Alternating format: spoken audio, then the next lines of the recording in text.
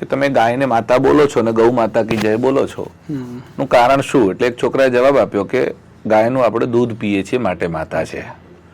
એટલે મેં એમને કહ્યું કે દૂધ તો કોઈ બકરીનું પીતું હોય તો બકરી માતા કહેવાય, કોઈ ઊંટડીનું પીએ તો ઊંટડી માતા કહેવાય, કોઈ ભેંસનું પીએ તો ભેંસ માતા કહેવાય. અને રામદેવ બાબા હમણાં ગધેડીનું દૂધ પીતા હતા તો ગધેડીને માતા કહેવા માંડશે કોઈ? એવું ચાલશે? દરેક હિન્દુએ તો દરેક સનાતનીએ, હું તો કહું છું દરેક મનુષ્ય આ ચિંતા હોવી જોઈએ કે મારી ગાય રસ્તે રખડી રહી છે, હું જેને માં કહું છું એ રસ્તે રખડી રહી છે, એ મારા માટે કલંક છે. જો ગાયની સાથે રાષ્ટ્રમાતાનો દરજ્જો આવશે જો તો શું થશે કે ગાયને કોડ મળશે. કોડ મળશે એટલે શું? તમારે ગાયને સન્માન આપવું પડશે. એટલે તમે ગાયને રસ્તે રખડવા નહીં દો. જો રસ્તા ગાયને કોઈ ધોકો મારશે તો તરત એને સજા થશે. ગાયમાં કોઈ રસ્તામાં ગાય પ્લાસ્ટિક ખાતી જોવા મળશે તો એના માટે નગરપાલિકા જવાબદાર ઠરશે અને કલેક્ટર જવાબદાર ઠરશે. ભારતની આઝાદી વખતે, આઝાદી મળતા પહેલા ગાંધીજી એવું બોલ્યા કે અમારું પહેલું કામ એ હશે કે ભારતમાંથી ગૌવંશ હત્યા પ્રતિબંધ થાય. સરકાર પોતે કતલખાના ચલાવે છે, સરકારના જ કતલખાના સૌથી વધારે ચાલે છે અને વધારે ચાલે છે એટલું નહીં, 72 કતલખાના સરકારના મોટા કતલખાના છે. જો તમે તમારી જાતને ગૌ ભક્ત કેવડાવતા હો, ભલે ભાજપ વાળા હોય, કોંગ્રેસ વાળા હોય, આમ આદમી વાળા હોય, શિવસેના હોય, બસપા હોય, સપા હોય, તમે કોઈ પણ પાર્ટીના હોય, આમ આદમી પાર્ટી જે કઈ પાર્ટી માનતા હોય, અમારે એનાથી કોઈ જ લેવા દેવા નથી. અમિત ચાવડાએ મૂક્યું છે તો અમિત ચાવડા કોંગ્રેસનો છે એ અમારે નથી જોવું. તમે તો ગૌ ભક્ત છો ને, તમે એનું સમર્થન કરો. હું તમને એમ કહું, તમે આટલા આંદોલનોના સાક્ષી રહ્યા છો, આજ સુધીના કયા આંદોલનમાં કયા મુસલમાને વિરોધ કર્યો? એક બતાડો મને. મિત્રો, આપણા ધર્મમાં ગાયનું ખૂબ મહત્વ રહેલું છે. હિન્દુ ધર્મમાં ગાયને માતા તરીકે માનવામાં આવે છે. કહેવાય છે કે ભગવાન શ્રી કૃષ્ણ પણ ગોવાળિયા હતા અને એ પણ ગાયોની પૂજા કરતા હતા. આપણે પણ ગાય માતા માનીએ છીએ. ત્યારે હાલ કહી શકાય છે કે હમણાં જ વિધાનસભામાં એક મુદ્દો ઉછળ્યો હતો, ગાયને માતા કહેવામાં આવે અને માતાનો દરજ્જો આપવામાં આવે, રાષ્ટ્રીય માતા ઘોષિત કરવામાં આવે. તેને લઈને આપણી સાથે છે કિશોરભાઈ દવે છે, જેઓ પ્રવક્તા છે, ધર્મ સંસદના પ્રવક્તા છે. આપણે એમની સાથે વાત કરશું. કિશોરભાઈ, સ્વાગત છે મંથન ગુજરાતમાં આપનું. પહેલા તો કિશોરભાઈ, એક એ પ્રશ્ન છે કે વારંવાર ગાયને માતાના દરજ્જા માટે આપ જે ચળવળ ચલાવી રહ્યા છો, આપ સૌ જે કહી શકાય છે આપણા હિન્દુ ધર્મના જે શાસ્ત્રો, ધર્મદાનીઓ છે એ આવી માતા માટે જે કહી રહ્યા છે, શું કારણથી ગાય માતા બનવી જોઈએ, ગાયને માતાનો દરજ્જો મળવો જોઈએ, શું કહો છો? સાધારણ રીતે ગાયને જ માતા શું કામ માનવી, આ એક પ્રશ્ન છે. હમણાં અમે એક કાર્યક્રમમાં ગયેલા એટલે છોકરાઓને પૂછ્યું કે તમે ગાયને માતા બોલો છો ને ગૌ માતા કી જય બોલો છો નું કારણ શું? એટલે એક છોકરાએ જવાબ આપ્યો કે ગાયનું આપણે દૂધ પીએ છીએ માટે માતા છે. એટલે મેં એમને કહ્યું કે દૂધ તો કોઈ બકરીનું પીતું હોય તો બકરી માતા કહેવાય, કોઈ ઊંટડીનું પીએ તો ઊંટડી માતા કહેવાય, કોઈ ભેંસનું પીએ તો ભેંસ માતા કહેવાય. અને રામદેવ બાબા હમણાં ગધેડીનું દૂધ પીતા હતા તો ગધેડીને માતા કહેવા માંડશે કોઈ? એવું ચાલશે? તો ગાયને જ માતા શું કામ, આ વિષયને સમજવો પડશે. પહેલા તો સ્વાભાવિક રીતે આપણે ત્યાં ધર્મનો સંબંધ મહત્વનો છે. કોઈ પણ વસ્તુ કે વ્યક્તિ સાથે તમે અહીં બનાસકાંઠામાં અથવા તો રાજસ્થાનમાં તમે જોતા હશો કે જે દીકરીને ભાઈ ના હોય એ બીજા કોઈને એક દોરો બાંધે અને પછી એમ કે આજથી અમારો ધર્મનો ભાઈ છે. એટલે બેની વચ્ચેનો સંબંધમાં કોણ આવ્યું? વચ્ચે ધર્મ આવે છે. કોઈ એક છોકરી એક છોકરા સાથે લગ્ન કરે છે, એ લગ્ન કરે ત્યાં સુધી એના મા બાપ અને આના મા બાપ થી કોઈ જ લેવા દેવા નથી અને બંને છોકરા છોકરીને એકબીજાના મા બાપ થી કોઈ લેવા દેવા નહીં. પણ જેવા લગ્ન કરે એટલે બીજા દિવસથી એ છોકરાના મા બાપને પેલી છોકરી મમ્મી પપ્પા કહીને બોલાવે છે અને પેલો છોકરો છે છોકરીના મા બાપને મમ્મી પપ્પા કહે છે. કેમ? શું થયું? એક રાતમાં કયું બદલાવ આવ્યો કે એક જ રાતમાં આના મા બાપે પેલીના મા બાપ બની ગયા? આવું શું થયું? એ બેની વચ્ચે ધર્મ આવ્યો, ધર્મનો સંબંધ આવ્યો અને એ ધર્મ પત્ની બની એટલે હવે આના જેટલા રિલેશન છે એ પેલીના રિલેશન થઈ ગયા અથવા પેલીના જે રિલેશન છે એ આ છોકરાના રિલેશન થઈ ગયા. એટલે ધર્મ વચ્ચે આવે ત્યારે બધા જ રિલેશન સ્વીકારી લેવામાં આવે છે. આ એક વાત. તો એવું શું છે ગાયમાં? આપણે ત્યાં ધર્મનું કોઈ મૂર્તિમંત સ્વરૂપ હોય તો એ વૃષભ એટલે નંદી છે.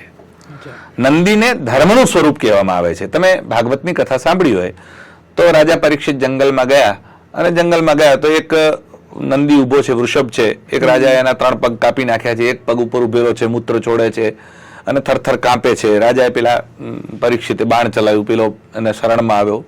પછી પેલા નંદીને જઈને પૂછે છે તમે કોણ છો? એટલે પેલો નંદી જવાબ આપે છે હું ધર્મ છું. એટલે ધર્મ શાનું સ્વરૂપ લે છે? નંદીનું એટલે બળદનું અર્થાત વૃષભનું સ્વરૂપ લે છે અને ધરતી છે એ ગાયનું સ્વરૂપ લે છે. હવે ધર્મને એટલે નંદીને જન્મ કોણ આપે છે? ગાય આપે છે. એટલે ધર્મની માં કોણ છે? ગાય છે. એટલે જે ધર્મની માં છે, જેમ ધર્મનો ભાઈ પછી એ ધર્મના ભાઈના મા બાપ હોય એને પેલી છોકરી મમ્મી પપ્પા કહીને બોલાવે, અથવા પતિ ધર્મનો પતિ કે ધર્મની પત્ની છે એના કારણે એના મા બાપ આના મા બાપ બની જાય, એમ ગાય એ ધર્મની માં છે. એટલે જેટલા લોકો ધર્મને સ્વીકારતા હોય એ બધાની એ માં છે. એટલે તમે ધાર્મિક છો તો તમે ધર્મને સ્વીકારો છો, તો ધર્મની માં એ આપણી માં છે. અને એટલા માટે ગાય ધર્મની માં હોવાના કારણે અમારી માં છે. ગાય દૂધ આપે છે એટલે માં નહીં. કાલ દૂધ આપતી બંધ થઈ જાય, તમે કતરખાને મોકલશો, એનો મતલબ તો એવો થઈ જશે, તો તમારો સ્વાર્થ દેખાય છે. પણ એ સ્વાર્થ માટે કરીને ગાય આપણને જન્મ તો આપ્યો નથી, એટલે જન્મની માં તો છે નહીં. એટલે ગાય ધર્મની પણ માતા છે. એટલે ભગવાન શંકર જેના ઉપર બેસે છે નંદી છે, વૃષભ છે. સૌથી ઊંચું મંદિર આખા તમે ભારતમાં જોવા જાઓ તો કઈ જગ્યાએ આવેલું છે? કેદારનાથ. કેમ કે કેદારનાથ સૌથી ઉપરનું હિમાલયનું ટોચનું સ્થાન આવશે, કેદારનાથ. હવે એના ઉપર જે ધ્વજ ફરકે છે ભગવાન શંકરનો, એના ઉપર સિમ્બોલ શાનું છે? નંદીનું. એટલે જે ધ્વજનું સ્થાન જેમાં નંદી વિરાજમાન છે એ સ્થાન ક્યાં છે? સૌથી ઉપરનું સ્થાન એ નંદીનું સ્થાન છે. અને એ નંદીને પણ જે જન્મ આપે છે એ ગાય છે. માટે ગાય માતા છે. એટલે ગૌ માતા સાધારણ નથી, એ ધર્મની માં છે. એટલે ધર્મનું જો સાક્ષાત કોઈ સ્વરૂપ હોય તો નંદી છે, અને પૃથ્વીનું કોઈ સાક્ષાત સ્વરૂપ હોય તો ગાય છે.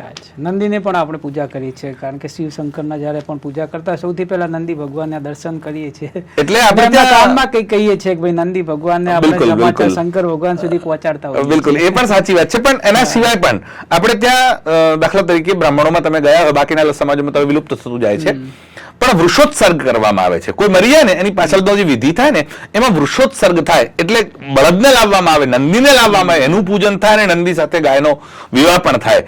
એ આપણે ત્યાં પરંપરાથી સચવાય છે. એટલે નંદીનું મહત્વ તો આપણે ત્યાં ખૂબ છે જ. અને એટલા માટે જ આપણી સંસ્કૃતિ તો નંદી પ્રધાન. એટલા માટે હવે આ ટ્રેક્ટર વગેરેથી ખેતી તો હવે લોકો કરે છે, બાકી તો નંદીથી જ ખેતી થતી હતી. બળદ જ મુખ્ય ધરા છે. ખેડૂતોના બહુ સારા મિત્ર નંદી. બિલકુલ. એટલે સૌથી જો વધારેમાં વધારે કોઈ કામ કરતું હોય ખેતરમાં, આજે પણ તમે આદિવાસી ક્ષેત્રમાં દાંતા વગેરેમાં જાઓ, મિરગઢમાં જાઓ, તો નંદીથી જ થાય છે ખેતી. કેમ કે ત્યાં તો ટ્રેક્ટરો છે નહીં એ લોકો જોડે, તો એ આજે પણ થાય છે. અને નંદી જેટલું એ બળવાન છે કે એ બધો ભાર સહન કરી શકે છે. ઘોડો લડાઈમાં કામ લાગે પણ ભાર સહન કરવામાં ના લાગે. ભાર સહન કરીને જો કોઈ ખેડી આપતું હોય તો એ નંદી છે. સાચી. તમે બહુ સરસ વાત કરી કે નંદીનું પણ એટલું મહત્વ છે. પણ ક્યાંક આપણને એટલી દુઃખ થાય છે કે પહેલાના જમાનામાં ઠીક છે નંદીઓનો બહુ સારી રીતે ઉપયોગ થતા, કે પોતાનો મિત્ર ખેડૂતો બનાવીને ખેતીમાં ઉપયોગ કરતા. પણ હવે એટલા માટે દુઃખ થાય છે કે આપણે આજે અહીંયાથી રસ્તામાંથી નીકળે છે તે બહાર જતા જ તમને ગાયોના ટોળા મળે છે, નંદીઓના ટોળા મળે છે. એટલે બહુ દુઃખની વાત એ છે. ઘણા બધા અકસ્માતો પણ થતા હોય છે, જે આ સ્વાર્થ માટે એવું લાગે છે કે ગાયનો નંદીનો ઉપયોગ થતો હોય છે. હાલ પણ આપણે જોઈએ છીએ, સવારે દૂધ દોવા માટે ગાય લાવે છે, ત્યાર પછી છોડી મૂકે છે. એવા લોકો એક બાજુ કહે છે કે અમારે ગાય માતા જોઈએ છે, હિન્દુ ધર્મમાં કે અમે ગાયને માતાનો દરજ્જો આપો, રાષ્ટ્રીય માતા ઘોષિત કરો. પણ તમે જ ગાય માતાની સુરક્ષા નથી કરતા. એના માટે આપ શું કહેવા માંગો છો કે ગાયો રખડે છે, ગાય માતા છે, છતાં પણ રખડવામાં તમે એમને મજબૂર કરો છો, અકસ્માતો થાય છે, મોટા ગાયો પ્લાસ્ટિક ખાતી હોય છે, ઘણી બધી ગાયો પ્લાસ્ટિક અને ફૂડ પોઈઝનિંગ જે ખરાબ બાસી ખાવાનું મળતું રોડ ઉપર એ ખાઈને મૃત્યુ પામતે આપણે જોઈએ છીએ. આપણી આંખો સામેનો કિસ્સો છે. એના માટે શું છે? તમારી વાતની ચિંતા સાથે હું સહમત છું કે જે ચિંતા છે એ વાજિબ છે કે ગાયો રસ્તે રખડી રહી છે, એ ચિંતા છે. એ તમારો ગાય પ્રત્યેનો દુર્ભાવ નથી, તમારી ગાય માટેની ચિંતા છે, અને ચિંતા વાજબી છે. દરેક હિન્દુએ તો દરેક સનાતનીએ, હું તો કહું છું દરેક મનુષ્યએ આ ચિંતા હોવી જોઈએ કે મારી ગાય રસ્તે રખડી રહી છે, હું જેને માં કહું છું એ રસ્તે રખડી રહી છે, એ મારા માટે કલંક છે, મારા માટે લાંછન રૂપ છે, એ ન હોવું જોઈએ. હવે અમારું જે આંદોલન છે દાખલા તરીકે એ ગાયને રાષ્ટ્રમાતા માટે બનાવવાનું આંદોલન છે. એટલે રાષ્ટ્રમાતા તમે બનાવો એટલે શું થઈ જાય? આ જે તમે રસ્તે રખડતી વાત કરો છો એની જ વાત કરી રહ્યો છું કે શું ફરક પડશે એનાથી?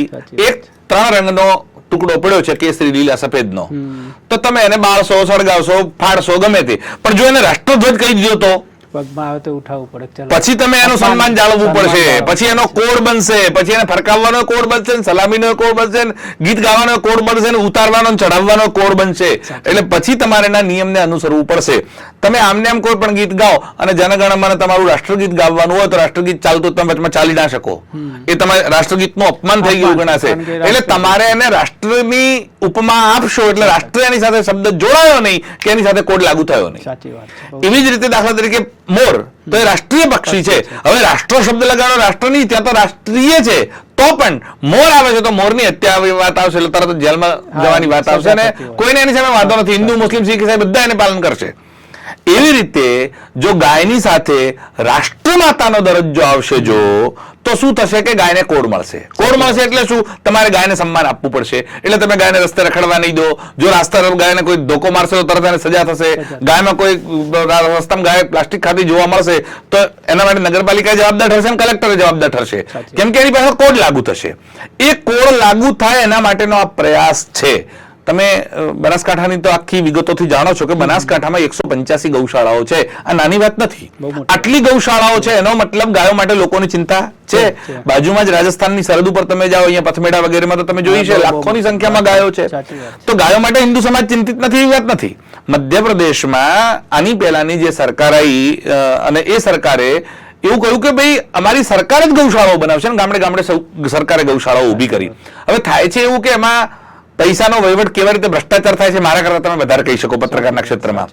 પણ એ ભ્રષ્ટાચારના કારણે ગાયો મરી રહી છે અલગ વાત છે, પણ એક ચિંતા ઊભી થઈ અને ગૌશાળાઓ ઊભી થઈ ગઈ. એટલું કામ તો થયું જ. તો એવી રીતે જો ગાય રાષ્ટ્રમાતા બની ગઈ પછી એક ગાય તમને રસ્તા ઉપર રખડતી જોવા નહીં મળે. હમણાં ગઈ 17 તારીખે શંકરાચાર્યજીએ દિલ્હીમાં દરેક પાર્ટીના કાર્યાલય ઉપર જઈને માંગ કરી અને એ વખતે એમણે જે છેલ્લે પત્રકાર પરિષદ કરી એમાં 5 સૂત્રી કાર્યક્રમોની ઘોષણા કરી. એમાં એક કાર્યક્રમની એવી ઘોષણા કરી કે અમે દેશમાં 3 લાખ ગૌશાળાઓ ઊભી કરશું.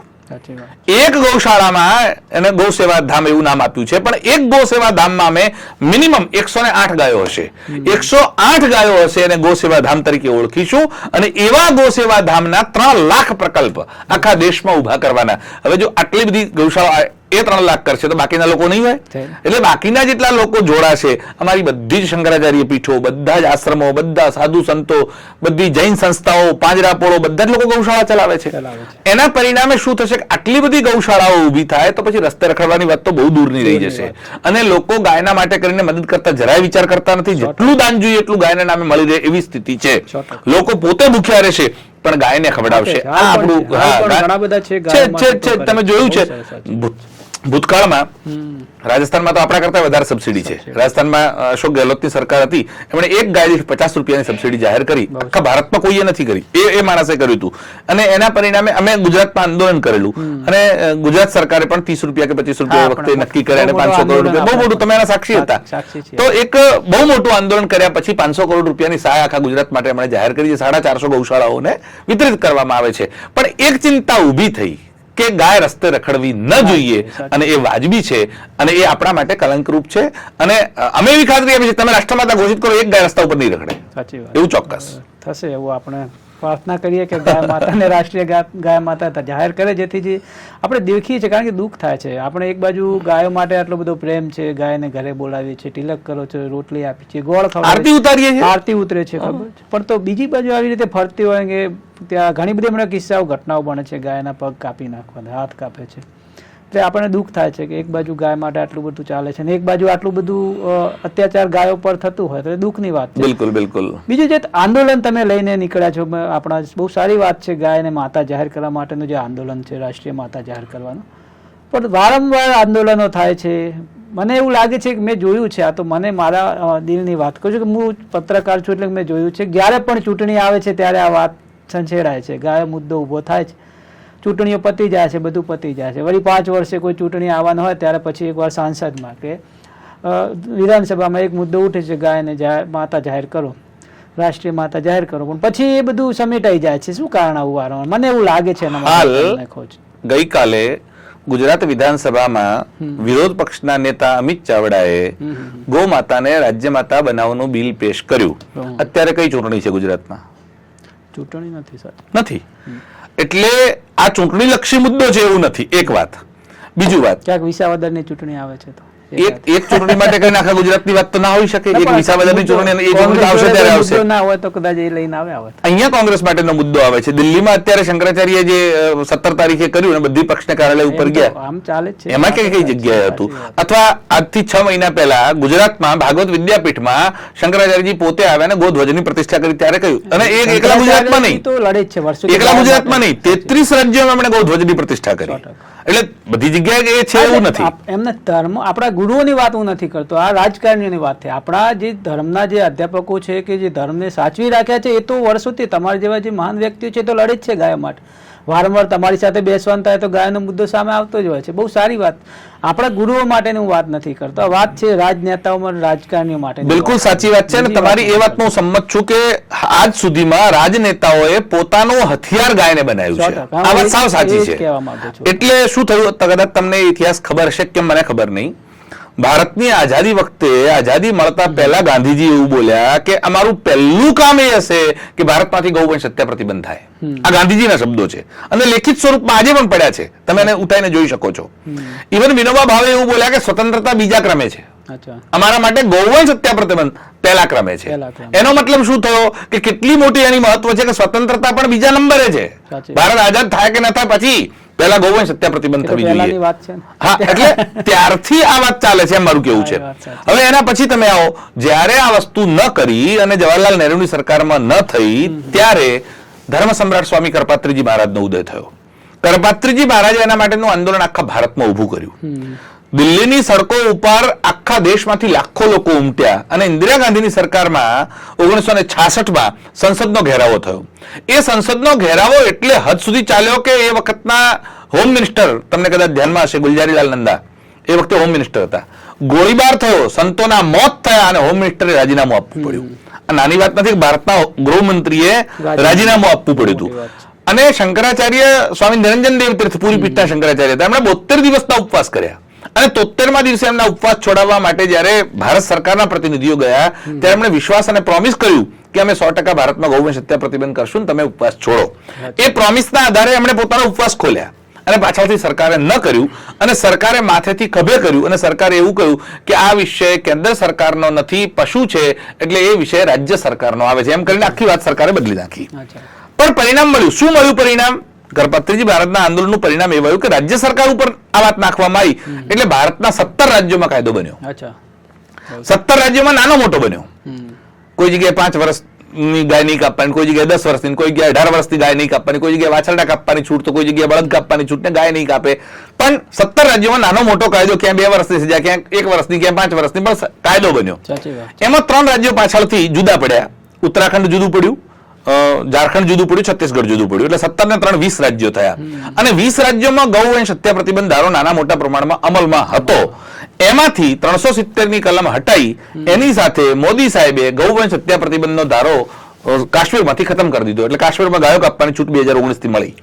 ત્યાં સુધી ગૌવંશ હત્યા પ્રતિબંધ હતી કાશ્મીરમાં અને ગૌવંશની હત્યા કરનારની ગૌ માંસ વેચનાર ઉપર પણ પ્રતિબંધ હતો કાશ્મીરમાં.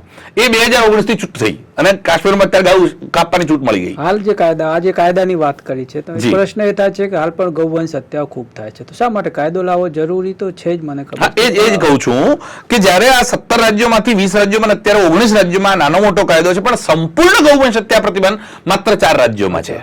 એ 4 રાજ્યોમાં ગુજરાત એક છે. ગુજરાતમાં સૌથી વધારે કપાય. હા, કપાય છે, ગાડીઓ પકડાય છે, જોઈએ છે આપણે. તમે ગુજરાતમાં દારૂ સૌથી વધારે મળે છે, પણ કાયદો દારૂનો ખરો કે નહીં બંધનો?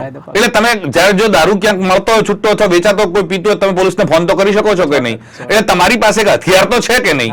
એવું જો ગૌવંશની હત્યા પ્રતિબંધનો કાનૂન હોય, તમારી પાસે હથિયાર તો મળે.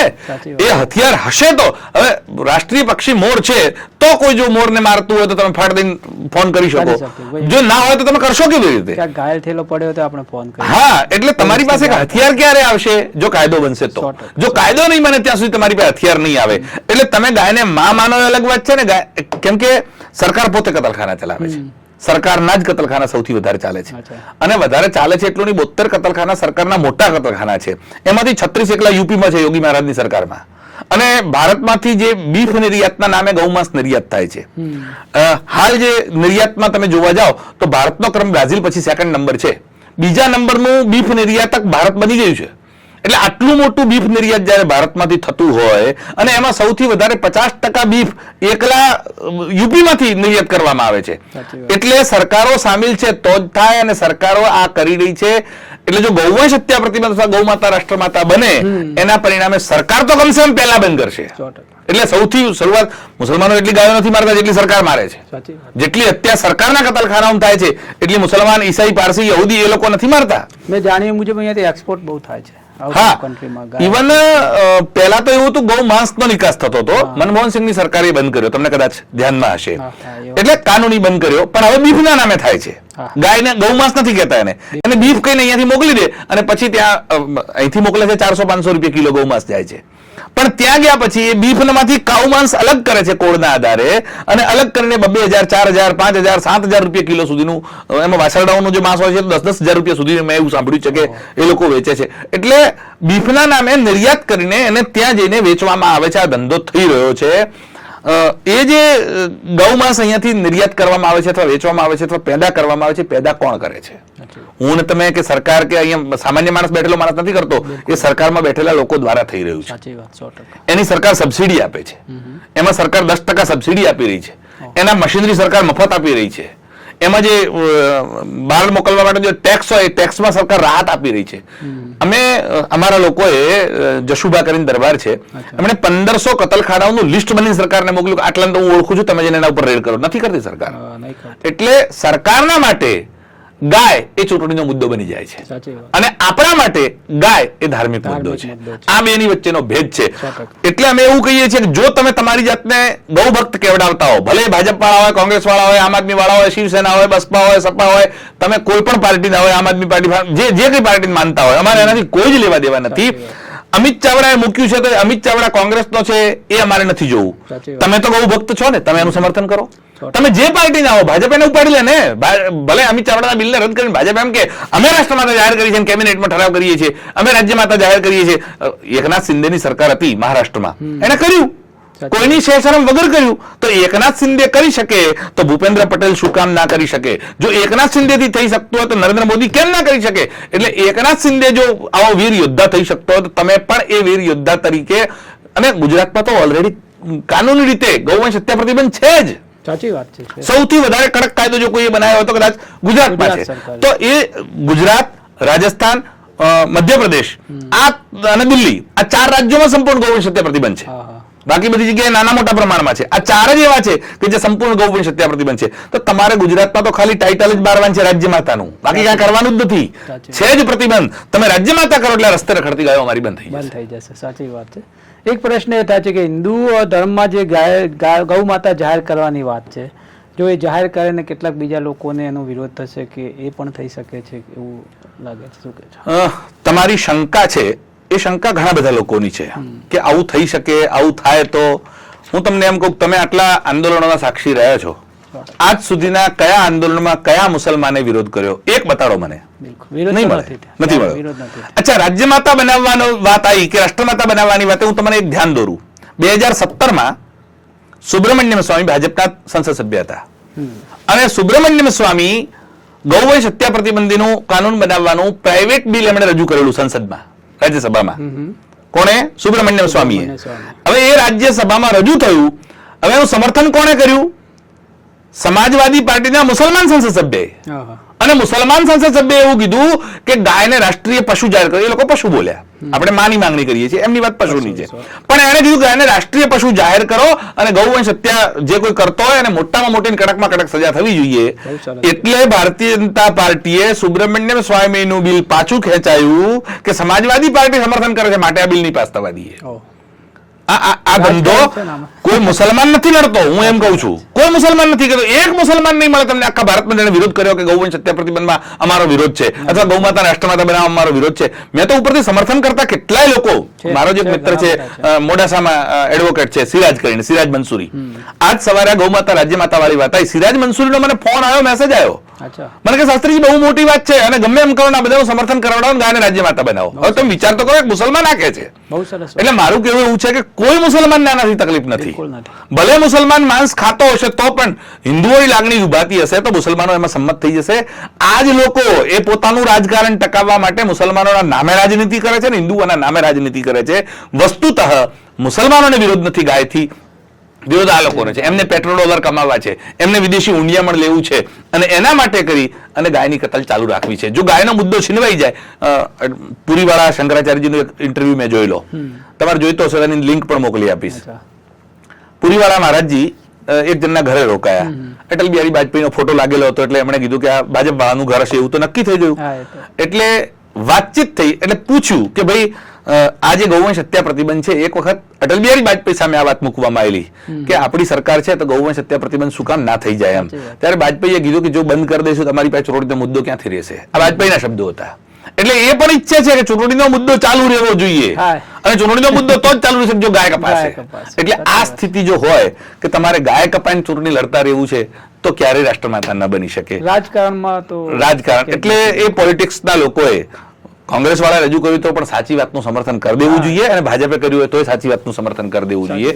અને હું તો એમ કહું છું કે કોંગ્રેસ, ભાજપ, આમ આદમી જે 3 જ પાર્ટીના લગભગ ધારાસભ્યો છે આપણે ત્યાં 2-4 અપક્ષ વાળા છે, આ બધા ભેગા થઈને એક મતે એમ કે આ વાતમાં અમે સંમત છીએ તો ઇતિહાસ બની જાય સાહેબ કે વિપક્ષ અને સત્તા પક્ષ બે ભેગા મળી અને આ ગૌ માતાને રાજ્ય માતા જાહેર કરી છે. અને કરવાનું કાંઈ છે જ નહીં, ખાલી ટાઇટલ જ આપવાની છે. શું કામ ડરો છો એમ? સાચી વાત છે.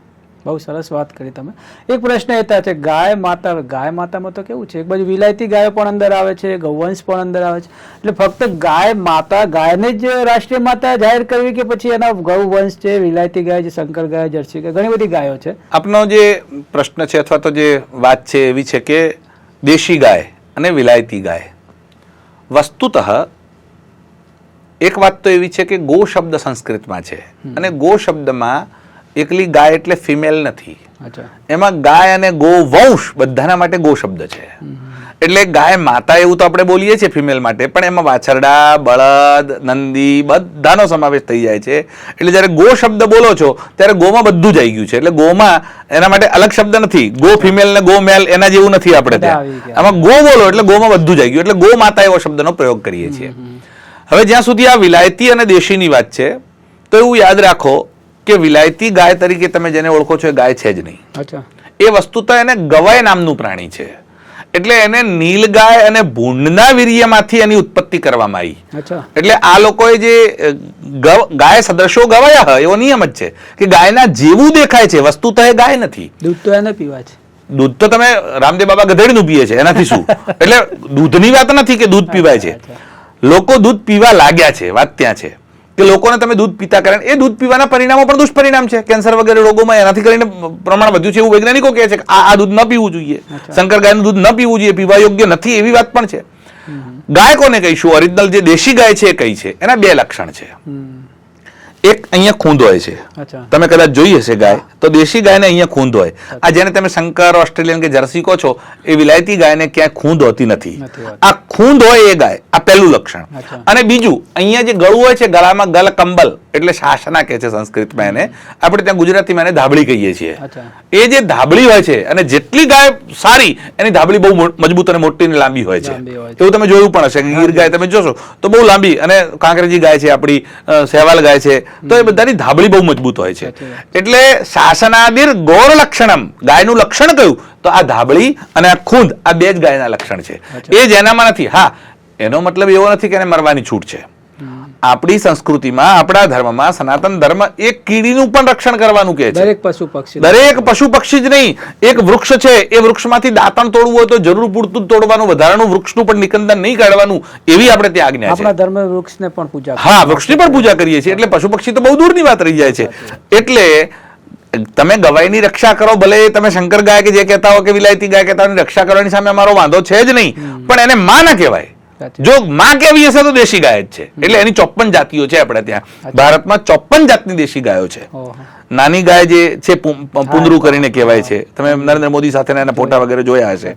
એ પુનરુ ગાયથી લઈ અને મોટામાં મોટી ઊંચી ગાય એટલે સહેવાલ ગાય છે. એ બધીમાં 54 પ્રજાતિઓ છે આપણે ત્યાં. પણ આપણી મજબૂરી જે છે એ એવી રહી છે કે આ બધી અણસમજણના કારણે અત્યારે ગાયની વ્યાખ્યામાં બધાને ભેગી ઘસડે છે, આ શંકર ગાય વગેરેને. પરિણામ શું થઈ રહ્યું છે કે અત્યારે ગાયની ગણતરીમાં શંકર ગાયની ભેગી ગણેલી સરકાર એવું કહે છે કે હાલ 16 કરોડ ગૌવંશ છે. હાલની ભારતમાં 16 કરોડ ગૌવંશ છે. આ સરકારનું સ્ટેટમેન્ટ છે. તમે સહેજ વિચારો, ભારતની આઝાદી વખતે આપણે ત્યાં 32 કરોડ ગાયો, ભાઈ 32 કરોડની જનસંખ્યા હતી આપણી મનુષ્યોની, અને ગાયો 90 કરોડ હતી. એટલે 3 ગણી ગાયો હતી. આજે મનુષ્યોની સંખ્યા 5 ગણી થઈ, 150 કરોડ થયા, અને ગાયો 16 કરોડ થઈ. 90 કરોડ માંથી 16 કરોડ, અને 16 કરોડમાં તો પાછી આ જર્સી ઓસ્ટ્રેલિયન ભેગી. જો જર્સી ઓસ્ટ્રેલિયન કાઢી નાખો તો 9 કરોડ જ. એટલે ઓરિજિનલ જે 90 કરોડમાંથી 9 કરોડ એટલે 10મા ભાગની ગાયો બચી 10મા છે. ભાગની ગાય રહી. જો આની આ સ્થિતિ રહી તો કાલે તમારે ચિત્રમાં ગાય બતાવવી પડશે કે બેટા ચિત્રમાં આ ગાય આવી હતી, ગાયને આવા શિંગડા હતા, ગાયને આવા આંચળા હતા. લુપ્ત આ દશા ગાય ડાયનોસોરનું શું થયું? સાચી વાત. આજે તમારે ડાયનોસોર માટે લુપ્ત જ છે એવું જ કેવું પડશે કે ડાયનોસોર લુપ્ત છે. 100%. તો કાલ ઉઠીને તમારે ગાયની પ્રજાતિને લુપ્ત કરી નાખવામાં આવશે. રોજની 1 લાખ ગાયોની હત્યા ભારતની ધરતી ઉપર થાય છે. તમે કઈ કલ્પનામાં જીવો છો? અને જો તમે હજુ નહીં રોકો તો કઈ દિશામાં જશે? જે ભગવાન શંકરનો અભિષેક કરો છો આ કોથળીના દૂધનો નથી કરવાનો, આ થેલીના દૂધનો નથી કરવાનો. આખો શ્રાવણ મહિને જે દૂધ ચડાવો છો પવિત્ર ગાયનું દૂધ જોઈશે. તમારે હવન કરવો તો ઘી કોનું જોઈશે? ગાયનું જોઈશે.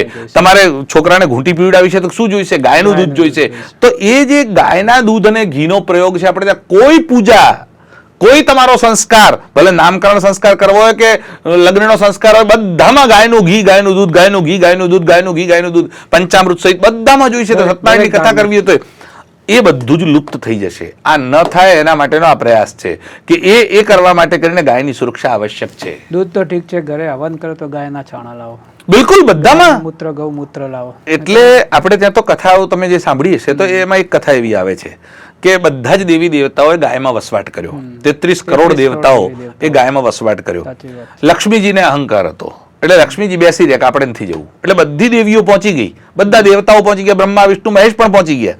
બધાએ ગાયમાં સ્થાન લઈ લીધું. હવે લક્ષ્મીજીને એમ લાગ્યું હું એકલી રહું છું. હા. એટલે લક્ષ્મીજી દોડતા ગયા અને લક્ષ્મીજીએ પૂછ્યું ગાયને કે મને પણ સ્થાન આપો. એટલે ગાય કીધું ક્યાંય જગ્યા ખાલી હોય તો તમે તાર રહી જાઓ એમ. એટલે એમણે કીધું કે જગ્યા તો ખાલી ક્યાંય નથી, તો શું કરશો? તો કે એક જગ્યા છે. શું? તો કે આ ગોબર જે નીકળે છે ને એમાં કોઈનો વસવાટ નથી. અચ્છા. એટલે લક્ષ્મીજી ગોબરમાં જઈને વસ્યા. આહા. એટલે ગાયના ગોબરની પણ અવમાનના કરવાની મનાઈ છે આપણે ત્યાં. અથર્વવેદમાં તો એવું આવ્યું છે કે ગાયના ગોબરને જે પગથી ઠોકર મારે છે એની પ્રજા કુરૂપ પાકે છે. આહા. એટલે ગાયના ગોબરનું પણ અપમાન આપણે ત્યાં નહીં કરવાનું. અને જ્યારે લક્ષ્મીજી ગોબરમાં વસ્યા ત્યારે ગંગાજી આયા, હું બાકી રહી ગઈ છું. આહા. એટલે ભગવતી ગાયે કીધું કે તમે એક કરો, ગૌમૂત્રમાં તમારો વસવાટ કરો. એટલે ગાયનું ગૌમૂત્ર પણ પીવાય છે કેમ કે ગંગાજળ સમાન છે. પીવે છે લોકો. એટલે એમાં ગંગાજીનો વાસ છે અને ગોબરમાં લક્ષ્મીજીનો વાસ છે. આ અમારી જે સંસ્કૃતિ અથવા ધર્મની ધારણાઓ છે એ મજબૂત ધારણાઓ છે. એ જ દેખાડે છે કે ગાયનું મહત્વ આ સંસ્કૃતિમાં, દેશમાં, આ ધર્મમાં કેટલું છે. સાચી અને એટલે અમે ગાયની અવમાનના ક્યારે સહન નથી કરતા. તમે જોતા હશો કેટલાય લોકો, ગુજરાતમાં તમે ભાથીજી મહારાજનું નામ સાંભળ્યું છે, રાજસ્થાનમાં વીર તેજાનું નામ સાંભળ્યું છે. આવા એક બે નહીં, તમને હજારો મળશે. સોમનાથ તમે જાઓ તો સોમનાથમાં આગળ જ અમીરસિંહનું પૂતળું છે. શેના માટે કરીને આ લોકો બલિદાન આપ્યા? ગાયો માટે કરીને બલિદાન આપ્યા. એ ગાયો માટે, ગાયોને આ લોકો વિધર્મીઓ મારતા હતા, એની સામે જઈને ગાયો નહીં મરે, અમે મરી જઈશું તો ચાલશે, અને પોતાનો જીવ જમણે. જીવ આપ્યો છે. ગોગ મહારાજ તમે પૂજો છો ને, એ ગોગ મહારાજ કોણ છે? અજમેરની બાજુમાં ગોગાજી ચૌહાણ થયા, ચૌહાણ વંશમાં. અને એ ગોગાજી ચૌહાણે ગાયો માટે પોતાનો જીવ આપ્યો એટલે એમની પૂજા થાય છે. ગોગો એટલે હાપ નહીં, ગોગાજી મહારાજ એટલે હુ ઇઝ ગોગાજી? ગોગાજી ચૌહાણ ક્ષત્રિય છે અને એમણે ગાયો માટે પોતાનો પ્રાણ આપ્યો છે એટલે એમની પૂજા થાય છે. એટલે આપણે ત્યાં તો એક નહીં 1000 ઉદાહરણો છે. રાજા દિલીપનું ઉદાહરણ છે, બધાના. અરે રામજી પોતે બોલ્યા છે, તુલસીદાસજીએ તેની ઘોષણા કરી કે ગોદ્વિજ ધૈન સંત હિતકારી કૃપા સિંધુ માનુષ તનુહારી. હું ગાયો માટે કરી અને મારું અવતાર ધારણ કરું છું. અરે ભગવાન શ્રી કૃષ્ણ તો ગાયોની પાછળ વગડામાં ફરવા માટે જાય છે. એટલું નહીં, એમણે પગમાંથી જૂતા કાઢી નાખ્યા. માએ પૂછ્યું કેમ? તો કે મારી ગાયો નથી પહેરતી તો હું નહીં પહેરું. સાચી વાત. અને ભગવાન શ્રી કૃષ્ણ ગાયોની પાછળ રખડે છે. એ મહત્વ આ દેશમાં છે ગાયોનું. એટલે ગાયોને તમે કાઢી અને દેશની કલ્પના જ ન કરી શકો એટલી મોટી વાત છે. બહુ સરસ, સાચી વાત છે. ગાયને તો બહુ સારી એવો દરજ્જો આપવામાં આવે છે, પણ કેટલાક લોકો નથી સમજતા, ઉપયોગ કરી લે છે દૂધ પીવા માટે, પછી ગાય કે હવે જરૂર નથી તેને છોડી દેતા હોય છે. એટલે બહુ દુઃખની વાત છે, પણ આવા લોકોએ સમજવું જોઈએ કે ગાય માતાનું કેટલું મહત્વ રહેલું છે. એક પ્રશ્ન એ છે કે આપણે આટલી સરસ વાત કરી છે, પણ આપણે આ બાબતે ઉપર ક્યાંય રજૂઆત કરી છે ગાય માતાને રાષ્ટ્રીય માતા ઘોષિત કરવી જોઈએ? ક્યાં સુધી તમે રજૂઆત કરી? શું પરિણામ અત્યાર સુધી આવે છે? એક પ્રશ્ન છેલ્લો આપનો પૂછો. તમને જાણકારી માટે મેં હમણાં એ પણ કહ્યું કે 1966માં કરપાત્રીજી મહારાજે બહુ મોટું આંદોલન કર્યું કે સંપૂર્ણ ભારતમાં ગૌવંશ હત્યા પ્રતિબંધ થાય. ન થયું, સરકારો ફરી ગઈ. ત્યારે એમણે રામ રાજ્ય પરિષદ નામની એક પોલિટિકલ પાર્ટી બનાવી. સ્પેશિયલી ગુજરાતમાંની 15 સીટો આવેલી એ વખતે વિધાનસભામાં, રાજસ્થાનમાં 50 સીટો આવેલી અને સંસદમાં 3 સીટો આવેલી. શાના માટે આ પાર્ટી બની? ગાયો માટે કરી. અને તો પણ ન થયું. છેવટે કરપાત્રીજી મહારાજનું શરીર છૂટી ગયું. સરકાર આ ધંધા કરે છે, કોઈ પણ સરકાર, કોંગ્રેસ, ભાજપ, બધાએ. એમણે શું કર્યું કે આ આખી પાર્ટીને તોડી નાખી, વેરવિખેર કરી નાખી, આંદોલનને તોડી નાખ્યું. એ આંદોલન ફરીથી જગતગુરુ શંકરાચાર્ય સ્વામી અવિમુક્તેશ્વરાનંદ સરસ્વતીજી જ્યોતિષપીઠ બદ્રીનાથના શંકરાચાર્ય છે અને એમણે એ આંદોલનને પુનર્જીવિત કર્યું છે. ગોપાલમણીજીનું નામ કદાચ તમે સાંભળ્યું હોય, દહેરાદૂનના છે. અને ગોપાલમણીજી બધા શંકરાચાર્યોને ફર્યા, એમની જોડે ગયા, એમને નક્કી કર્યું કે તમે બધા શંકરાચાર્યો મેદાનમાં આવો. અને અત્યારના ચારે ચાર શંકરાચાર્યોએ અહીંયા આપણા દ્વારકાથી સદાનંદ સરસ્વતીજી, શૃંગેરીથી ભારતી તીર્થ સ્વામીજી, ત્યાં પુરીથી નિશ્ચલાનંદ સરસ્વતીજી અને સૌનું જે નેતૃત્વ કરે છે અવિમુક્તેશ્વરાનંદ સરસ્વતીજી, ચારે શંકરાચાર્યો આ વાતને સમર્થન કર્યું, ગૌ માતાને રાષ્ટ્રમાતા ઘોષિત કરો. હવે હું તમને એનાથી થોડાક આગળ લઈ જાઉં કે જ્યારે મોદી સાહેબની સરકાર આવી ત્યારે આ મુદ્દા ઉપર અવિમુક્તેશ્વરાનંદ સરસ્વતીજી એટલા પ્રસન્ન થયેલા કે આ મોદી સાહેબ એ વખતે બોલતા હતા કે સુપ્રીમ કોર્ટે કીધું છે છતાંય આ મનમોહનસિંહજી માનતા નથી, ગાયને માટે કરીને ગૌની હજુ માસ ચાલુ છે, ગુલાબી ક્રાંતિ કરે છે, મારું તો હૃદય કાંપી ઉઠ્યું છે. એમના મનમાં એવો વિશ્વાસ થઈ ગયો કે આ માણસ કાંક કરી બતાડશે. એમણે ખૂબ પ્રયત્નો કર્યા કે મોદી સાહેબ ફરીથી એ વખતે આ સરકાર બદલાય અને પ્રધાનમંત્રી બને. આ અવિમુક્તેશ્વરાનંદ સરસ્વતીજી શંકરાચાર્યજીની વાત કરું છું. અને જ્યારે મોદી સાહેબ પ્રધાનમંત્રી ત્યારે 15 લાખ રૂપિયા ખર્ચીને એમણે મહોત્સવ બનાવેલો, જે અત્યારે એમની વિરોધમાં બોલે છે એવું લોકો કહે છે, પણ એમણે 15 લાખ રૂપિયા ખર્ચીને મહોત્સવ બનાવેલો ગાયો માટે કરીને. એમની પાસે એમણે માંગણી કરી મારે તમને રૂબરૂ મળવું છે. 5 વર્ષ સુધી સમય નહીં આપ્યો. 5 વર્ષે જ્યારે સરકાર ફરી ચૂંટણીઓ આવી, ફરી એમણે કીધું કે અમને 1 તક આપો, આવતી વખતે તમારું કામ કરીશું. બીજા 5 વર્ષ ગયા, બીજા 5 વર્ષ સુધી એમને સમય નહીં આપ્યો. 10 વર્ષથી શંકરાચાર્ય રાહ જોવે છે કે અમને ટાઈમ આપે, ટાઈમ નહીં આપ્યો. ત્યારે ફરી ત્રીજી ટર્મમાં એ પ્રધાનમંત્રી બન્યા અને ત્યારે 1 વર્ષનો સમય એમના પૂરો થવા આવ્યો ત્યારે એમણે લેખિતમાં ઘોષણા કરી, મૌખિક ઘોષણા કરી, ગૌ સંસદ બોલાવી અને કીધું કે હવે અમે તમારી સાથે નહીં રહીએ, કાં તો રાષ્ટ્રમાતા ઘોષિત કરો કાં તો અમે તમારી વિરુદ્ધમાં એલાન કરીશું. એ 5 દિવસની ગૌ સંસદ પહેલા પ્રયાગમાં 3 દિવસ મળી, એના પછી દિલ્હીમાં 5 દિવસની ગૌ સંસદ મળી. 3 શંકરાચાર્યો એમાં હાજર રહ્યા અને 3 શંકરાચાર્યોએ એક મંચ ઉપરથી ઘોષણા કરી કે સરકાર કોઈ પણ હોય ગૌ માતાને રાષ્ટ્રમાતા ઘોષિત કરો. રાષ્ટ્રપતિથી લઈને તમામ જેટલા પણ સંસદ સભ્યો છે બધા સંસદ સભ્યોને મેં પત્ર લખ્યા છે. એક સંસદ સભ્યને ઈમેલ કર્યો છે. ગુજરાતના 182 ધારાસભ્યને મેં ઈમેલ કર્યો છે મારા ઈમેલ આઈડી ઉપરથી કે તમે રાજ્ય માતા ઘોષિત કરો. ઇવન અમિત ચાવડા હોય કે શંકરભાઈ ચૌધરી હોય કે ભૂપેન્દ્ર પટેલ હોય, બધાને લેખિત સ્વરૂપે આ વસ્તુ મોકલી છે. આપણે રૂબરૂ જઈને માંગણીઓ કરી છે. અમારા કાગળોના થપ્પા પડ્યા છે એમ કહું તો ચાલે, ફાઇલોના. પરિણામ એ આવ્યું કે એકનાથ શિંદે કરી શક્યો, મહારાષ્ટ્રમાં રાજ્ય માતા ઘોષિત કરી દીધી એને. તો મહારાષ્ટ્રમાં રાજ્ય માતા ઘોષિત શાના આધારે કરી? જો અમારી રજૂઆત ન હોત તો કેવી રીતે થાત? એટલે અમે રજૂઆત બધે કરતા હતા, એ તો નક્કી થયું. 33 રાજ્યોમાં ગૌધ્વજ પ્રતિષ્ઠા યાત્રા કાઢી. શંકરાચાર્ય ખુદ ગયા 33 રાજ્યોમાં અને એમના હાથે એમણે ધ્વજ ફરકાયો કે ગૌ માતા માટે કરીને આ આંદોલન અમે ચલાવી રહ્યા છીએ, સરકારના ધ્યાનમાં આવે. તો પણ નહીં થયું. એમણે વૃંદાવનથી ચાલતા નીકળ્યા અને જે જગ્યાએ ગૌ માતા માટે ગોળીબાર થયેલો સંસદ ભવનની સામે ત્યાં સુધી ચાલતા યાત્રા કરી. પગે ફોલ્લા ભરાઈ ગયેલા, ચાલી ના શકાય એવી સ્થિતિ થઈ ગઈ, છતાં પણ એમણે ગૌ માતા માટે કરીને યાત્રા કરી. આ બધું થયું. છેલ્લે કુંભમાં એમણે 21 દિવસની ધર્મ સંસદ ગૌ માતા માટે કરીને બેસાડી. આ પણ એમણે કર્યું. આ બધા જ પ્રયત્નો કર્યા છે. એટલે બધી જ રજૂઆતો થઈ છે, થઈ રહી છે અને ચાલુ છે.